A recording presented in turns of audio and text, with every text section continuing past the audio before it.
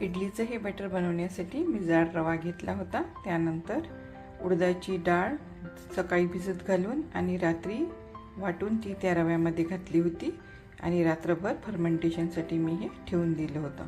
त्यामध्ये मीठ घातलेलं आहे, तडक्यासाठी तेल घेतलेलं आहे, त्यामध्ये मोहरी घालायची आहे, उडदाची डाळ, कढीपत्ता हे आपल्याला या बॅटरमध्ये टाकायचं आहे। हे सर्व मिक्स करून याच्या आपल्याला इडल्या लावायच्या आहेत।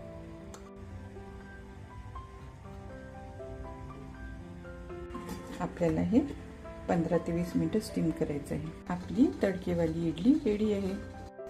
तुम्ही इथे बघू शकता आपली इडली किती सॉफ्ट आणि स्पंजी झालेली आहे। प्रकारे रेडी आहे आपली तडका इडली विथ सांबार। तुम्हाला जर ही माझी रेसिपी आवडली असेल तर नक्की लाईक करा आणि चॅनलला सबस्क्राईब करा।